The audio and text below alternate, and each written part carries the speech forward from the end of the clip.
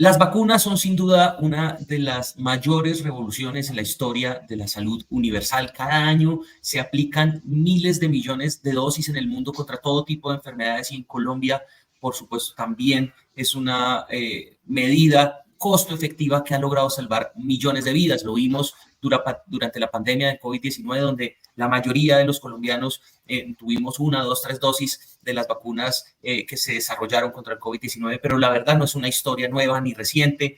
La humanidad ha venido investigando y desarrollando vacunas desde hace al menos 2 siglos y justamente una de las historias más importantes que se están retomando por allá en los archivos es la historia de la primera vacuna de Colombia, que se aplicó en Colombia, y cómo se pudo inocular la primera vacuna en Colombia. Y ese es el tema de nuestro espacio de hoy en Saludable. Estamos con Carlos Daguer, es colega, periodista, apasionado por la historia, también muy buen amigo que está presentando este libro que tiene mucho de ciencia, mucha historia, mucho de salud y mucho de recordar los pasos que nos han traído hasta acá en esta historia de la inmunización. Señor Carlos Daguer, bienvenido a Saludable, un gusto tenerlo, por acá estamos de estrene en este canal, entonces bienvenido. Ronnie, me siento honradísimo de ser uno de los primeros invitados a Saludable. Bonito nombre que elegiste para tu canal, Ronnie. Muchas gracias. La idea es un espacio de hablar de temas de salud, muy tranquilo, muy relajado, con el cafecito en mano aquí, apenas después del almuerzo. Carlos Daguer, un periodista de ¿cuántos años? 51 años, Ronnie. Y de experiencia profesional, ¿cuántos años dando lidia? Yo comencé a trabajar en el año 95 en el sector salud, casi que podría decir que cumplí mis 20 años cubriendo temas de salud el año pasado. En agosto del 2003 ingresé a trabajar a la revista Cambio como editor de temas de ciencia y salud. O sea, lo has visto todo en este tiempo, por lo menos en temas de salud. He visto mucho. Afortunadamente he tenido el privilegio de trabajar en las distintas orillas de la comunicación y de las instituciones del sector. He trabajado para la industria farmacéutica, he trabajado para el gobierno, he trabajado para ONGs. Entonces he tenido la fortuna de ver la salud en muy diversas dimensiones, especialmente diría que de ser testigo de muchas cosas relevantes para la salud, porque a pesar de todo, nunca he tenido vocación de médico, siempre he tenido vocación de comunicador. Que es lo que suele diferenciar, ¿no? Seguramente la labor del comunicador y del periodista. Carlos, y un hombre que se involucró desde hace ya más de 20 años en temas de la salud, ¿cómo termina ya involucrándose en temas de historia de la salud y de reconstructor de la historia de la salud en Colombia? Ronnie, la historia de el Pus de los Milagros, que es el tema que nos concita hoy, esta nueva publicación que tiene el aval académico de la Sociedad Colombiana de Historia de la Medicina, una investigación de largo aliento que por fortuna contó con el apoyo de 3 empresas del sector salud. Si me permites, Ronnie, las menciono. Por CIES supuesto. Salud, Sinovac y ANAR dieron valor en esta investigación y la apoyaron decididamente porque fue una investigación bastante compleja y larga. Ronnie, la historia de mi involucramiento con la salud empieza con lo que es el reportaje histórico, esos reportajes que versan sobre acontecimientos transcurridos, acontecimientos históricos, pero de reciente, ocurridos de manera reciente. Mi primer libro sobre temas de salud fue sobre la salud sexual y reproductiva en Colombia, sobre la historia de los derechos sexuales y reproductivos en Colombia. Fue una investigación que publiqué en el 2005, un libro sobre ese particular. Escribí el libro de los 100 años del Instituto Nacional de Salud, escribí un libro sobre la historia de la epidemiología de campo, de modo que ya había una vocación histórica en los libros previos que había publicado relacionados con la salud pública. En una de esas me encontré con una historia fascinante. En el libro que escribí sobre los 100 años del Instituto Nacional de Salud, al abordar la historia de la producción de vacunas en Colombia, inevitablemente tuve que remitirme a un acontecimiento histórico de gran calado, que fue la Real Expedición Filantrópica de la Vacuna, la estrategia diseñada por el gobierno, por el rey Carlos IV de España, para traer la vacuna contra la viruela recién descubierta a América. Y como me obsesionó la historia de cómo ocurrieron esos acontecimientos, En esta oportunidad, mi fuente ya no fueron entrevistas de personas que habían sido testigos de los acontecimientos, sino manuscritos de los archivos históricos, en este caso particular, de España, 3 archivos históricos de España, el Archivo General de la Nación de Colombia, el Archivo de Popayán, el Archivo Nacional de Quito, también fue fuente de información. Entonces, yo sigo creyendo que yo hice reportaje, pero sobre un acontecimiento muy antiguo. De acuerdo, pero fueron 3 años, Carlos. 3 años escarbando, buscando todo tipo de fuentes documentales, trabajo arduo, me imagino. ¿Cómo se concilió ahí la vida personal con la profesional mientras tanto? La verdad, fueron 3 años de trabajo intermitente, Ronnie. La busqué inicialmente, decidí escribir el libro el día que consulté en el Archivo General de Indias de España la posibilidad de tener conmigo los manuscritos alusivos a la Real Expedición Filantrópica de la Vacuna. Recuerdo que el 30 de marzo del 2021 recibí en mi computador los folios escaneados de esa expedición y ese día dije, aquí hay libro. La siguiente dificultad fue leerlos, porque están escritos no solo en un castellano muy antiguo, digamos que con eso me defiendo, pero están escritos con una caligrafía antiquísima. Fue necesario acudir a personas especializadas en la lectura de este tipo de documentos, de paleógrafas. Un grupo de paleógrafas fabuloso me ayudó en la transcripción de estos documentos. Eso me permitió, como digo, en los agradecimientos. Este libro, si no hubiera sido por ellas, yo estaría palpando tinieblas. Gracias a ella pude entender lo que decían esos documentos, los mandamos a transcribir y esa entre otras, fue la fuente prioritaria de la investigación que llevé a cabo. Bueno, tengo la fortuna de conocer el libro ya desde hace varias semanas. Hay una novedad, ¿no, Carlos? El libro sale esta semana, ya llega a librerías. Ronnie, sí, a partir de esta semana vamos a estar en las principales librerías del país. Decidimos comercializarlo. Inicialmente fue una edición cerrada para actores del sistema de salud, pero la gente empezó a preguntar que dónde se conseguía.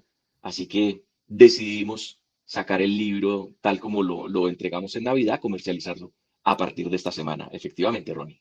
Bueno, la pregunta era, porque supongo que en todo ese proceso de investigación y de escritura y al conocer ya, digamos, lo que pasa hoy en la ciencia, cuánto se ha avanzado, pues es inevitable cuando uno le da la fiada al libro ver las condiciones pues, sanitarias, pues los determinantes sociales de la época, los determinantes sociales de la salud, las medidas que se tomaban en esa época con base a la escasa evidencia disponible, digamos, ¿cuál fue de todas las cosas que lograste encontrar como lo más sorprendente en términos de lo que era la salud pública de la época?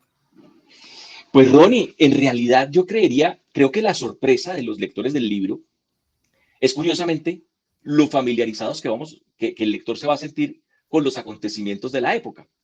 Efectivamente era una época distinta. Este libro se inicia con el relato de la epidemia ocurrida en Bogotá en 1802. De hecho, fue una epidemia que comenzó en Popayán en 1800, una epidemia de viruela, y fue ascendiendo hasta llegar a Bogotá en 1801 y estalló finalmente en 1802. La epidemia la provocó una discusión muy fuerte entre las autoridades de la ciudad y las autoridades del virreinato, o sea, entre el virrey y el cabildo de Bogotá, sobre cómo se manejaba la epidemia, y esas quejas llegaron a oídos del rey Carlos IV. Carlos IV, enterado de lo que estaba pasando en Santa Fe de Bogotá, decidió consultar si era posible, consultó con el Consejo de Indias si era posible organizar una expedición que trajera la vacuna contra la viruela que había sido recientemente descubierta por Edward Jenner. Y ahí es donde viene la parte más curiosa de esta historia, que no había cadena de frío, había cadena de niños. Eso significa que la vacuna había que traerla inoculando progresivamente en el brazo de los niños, pasar el pus vacuno, por eso el título del libro. El pus que venía de la vaca se inoculaba en el niño, ese pus lo inmunizaba contra la viruela, y después para transportar ese mismo pus de la vaca de niño a niño, pues ya no era necesario volver a la vaca, sino se iba a la pústula que se formaba en el brazo del niño, se sacaba una gota y esa gota se inoculaba en el brazo de otro niño. La maduración tomaba 10 días. Entonces, al madurar, la gota, al madurar la pústula que salía en el niño, se pinchaba y ese fluido que salía del brazo del niño se inoculaba en otro niño. Y así fue como se logró traer la vacuna eh, vigorosa a América. Eso no significa que no hubiera habido intentos anteriores de traerla con relativo éxito.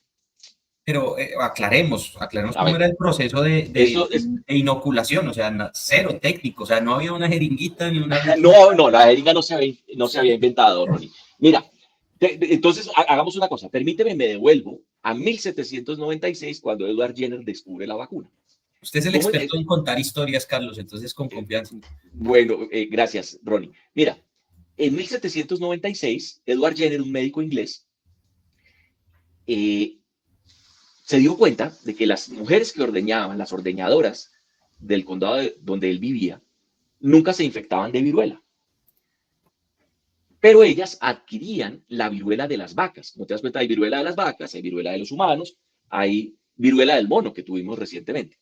Resulta que la viruela de las vacas, a diferencia de la viruela humana, no mataba. Las personas que se infectaban, las ordeñadoras particularmente, que se infectaban de la viruela vacuna, no contraían la viruela humana. Eso era de antaño sabido en ese condado donde vivía Jenner. Entonces, ¿qué hizo Jenner? Tomó a una mujer se había infectado de viruela vacuna, tomó el pus que se le generó en la piel de las manos, tomó ese pus, se lo inoculó a un niño, el niño desarrolló una pústula, pero nunca, y después lo intentó infectar con la viruela humana, que era letal, y el niño no contrajo la viruela humana, contrajo la viruela vacuna, pero era una enfermedad leve, y ya con esa enfermedad leve de la viruela vacuna, las personas quedaban inmunizadas contra la viruela humana. Ese es el descubrimiento de la vacuna. Pero estamos en una época en que no existían los refrigeradores. Entonces, ¿tú cómo vacunabas a la siguiente persona? Pues volvías a las pústulas de las vacas, tomabas el pus e inoculabas en el brazo, o esperabas a que madurara la infección en el niño recién vacunado, para que madurara la pústula, y al cabo de 9 o 10 días pinchabas la pústula y de ahí tomabas el pus, que no, ya no era pus humano, era pus vacuno todavía. Y hacías el mismo procedimiento en un siguiente niño.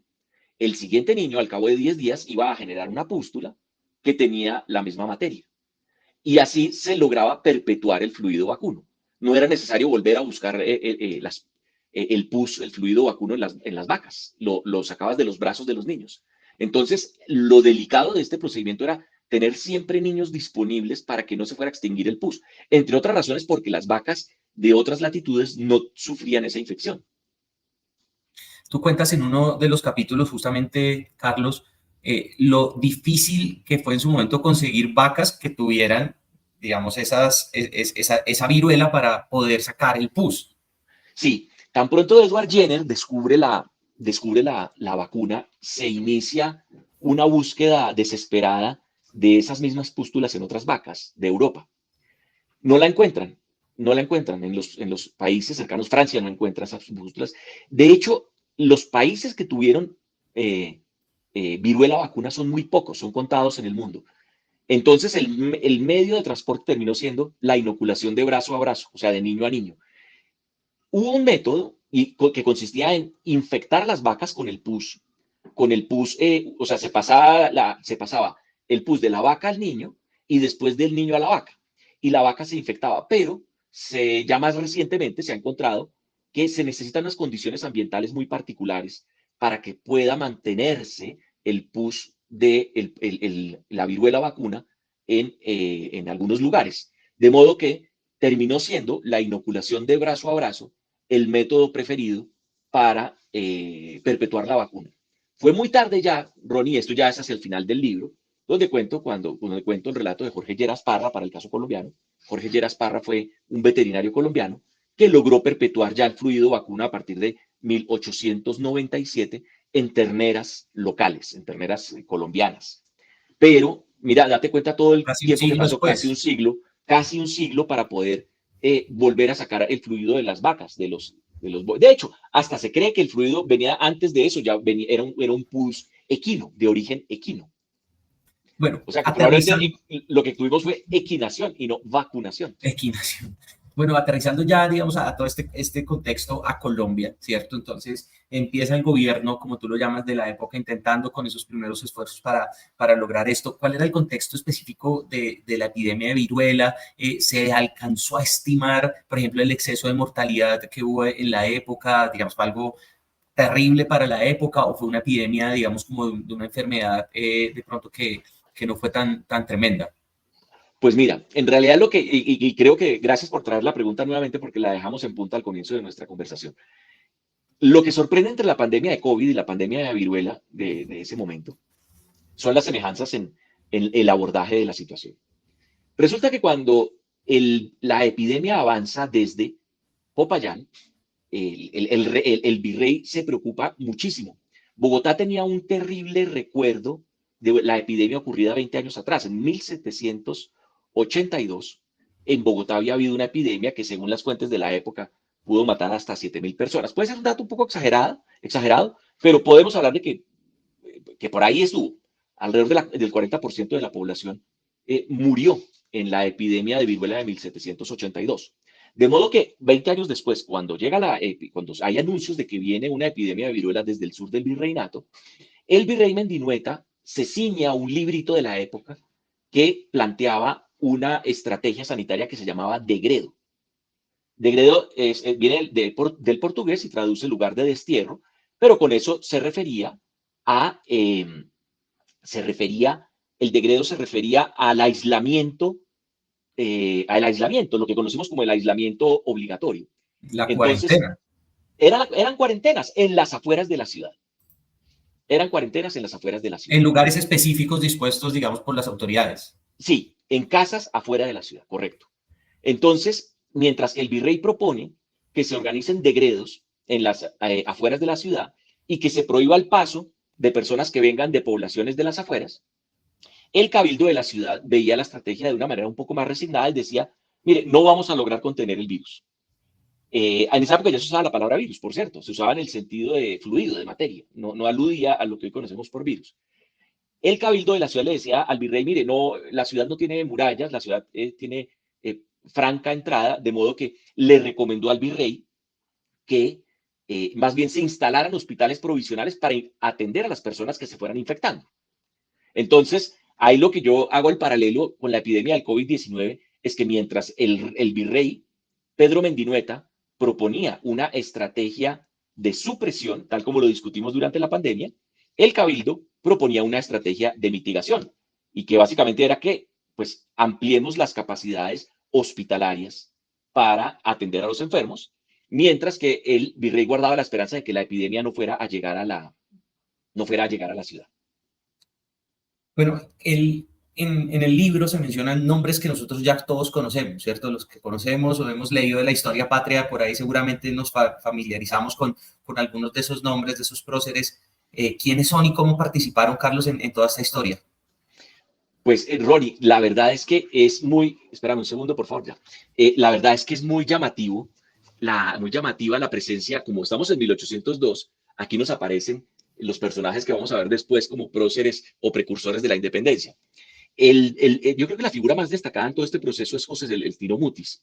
A José Celestino Mutis le debemos haber defendido algunas prácticas que hoy en día se mantienen. Bueno, lo primero es que debo contarte otra cosa y espero ser muy claro. Imagínate que antes de que existiera la vacunación, ya las sociedades de muchos años atrás sabían que quien sufría viruela no volvía a padecerla. José Celestino Mutis era partidario de infectar a las personas de viruela cuando la enfermedad era leve para que quedaran inmunizadas.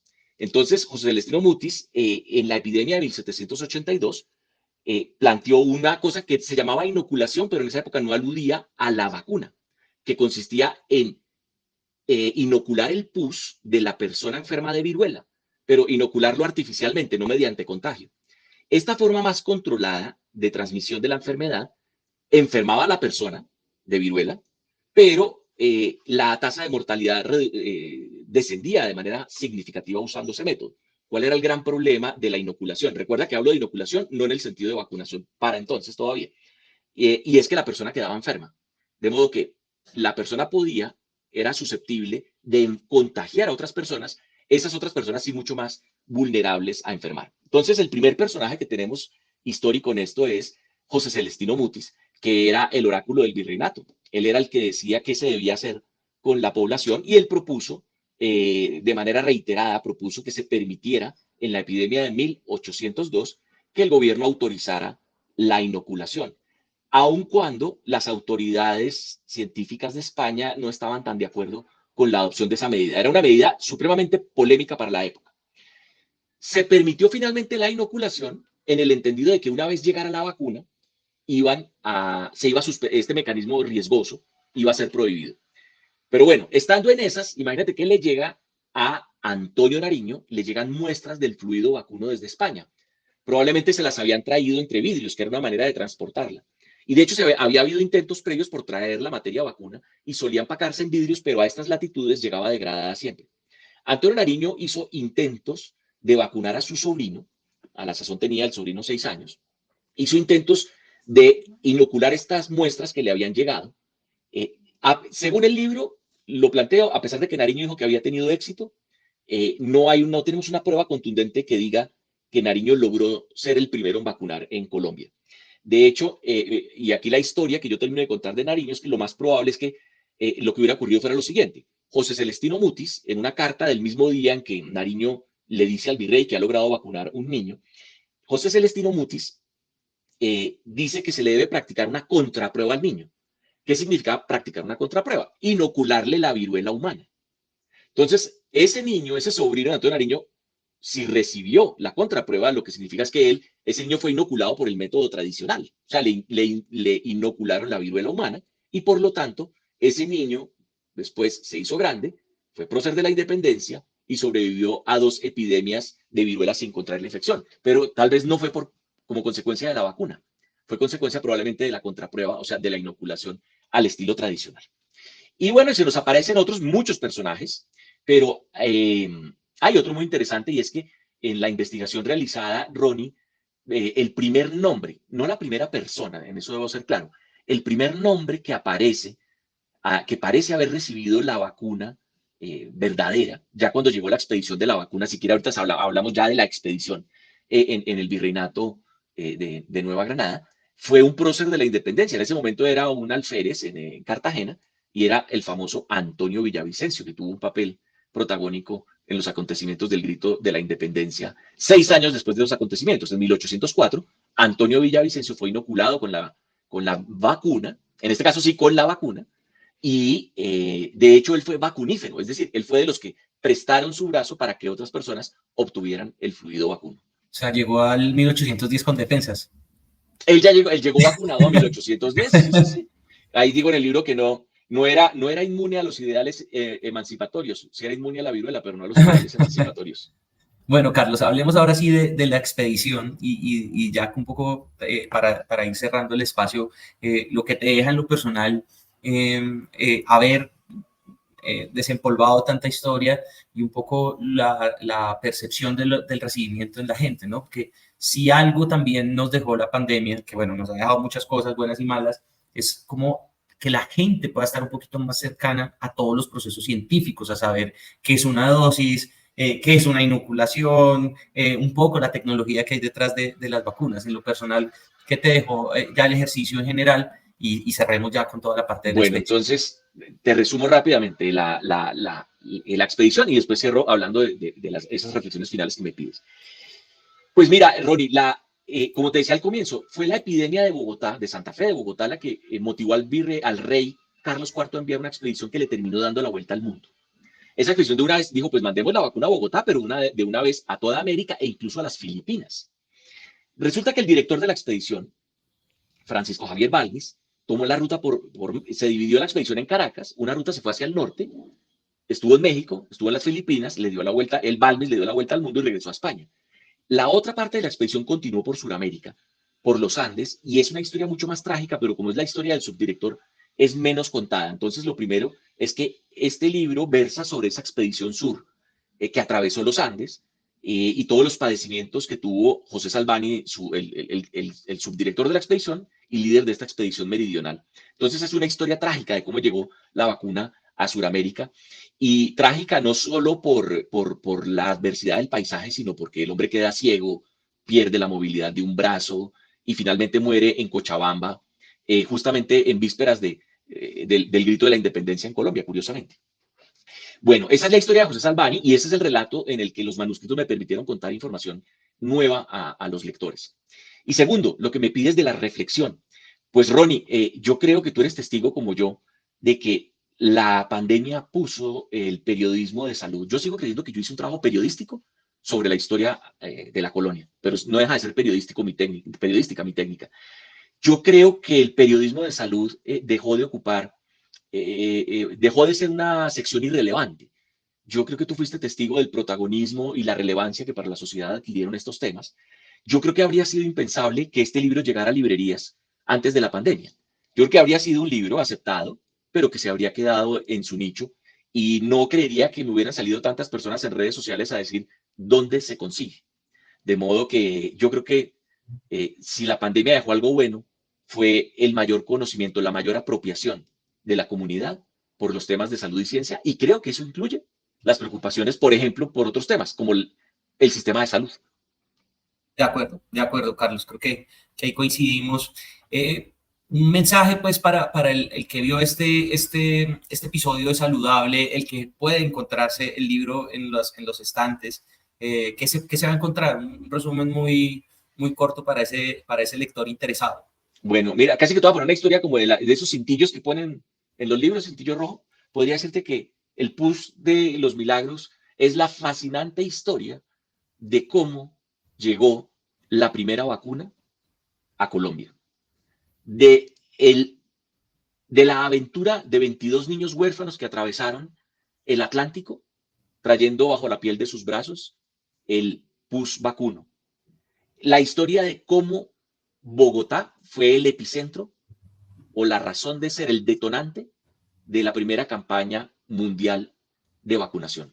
Yo espero que con esos ganchos, bueno, se animen a leerlos, un libro contado desde la prosa periodística. Este no es un libro académico, aun cuando es un libro que se basa en archivos históricos, pero he procurado hacer mi mayor esfuerzo para hacer comprensibles estos temas a todos los ciudadanos. Mi aspiración no es exclusivamente ser leído por los académicos, mi aspiración es que los colombianos se apropien de su historia, que los lectores se apropien de una historia que al fin y al cabo no es de un grupito selecto, sino es de todos.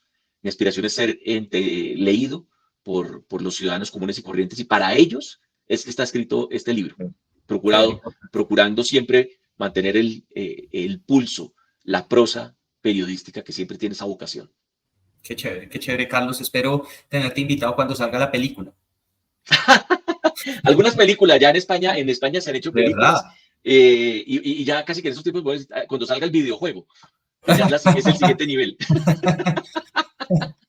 Pero bueno, siempre el buen humor de Carlos también.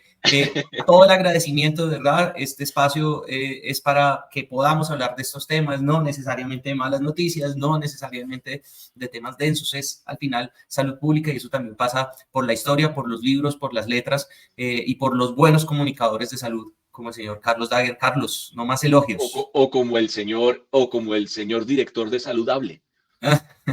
No, hombre, bueno, no, tu canal es una demostración de que hay gente que está disfrutando estos nuevos espacios relacionados con la salud. Yo también quiero felicitarte por estas iniciativas digitales que estás teniendo.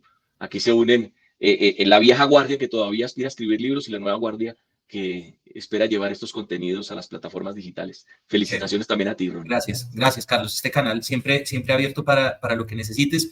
Y por supuesto, muchas gracias a todas las personas que vieron este video. Como dicen los youtubers, bueno, yo ahora soy youtuber, por favor aquí suscribirse, darle like, compartir, estar pendiente también de las notificaciones y de los nuevos videos. La idea es hacer semanalmente varias entrevistas con los temas del momento, pero también con estos otros temas que nos sacan un poco de la convulsión que a veces puede ser la realidad de lo que pasa en nuestro sistema de salud y en nuestro país. Carlos, gracias. A todos, gracias. Nos vemos en una próxima emisión de Saludable. Gracias, Ronnie. Un abrazo a todo el mundo.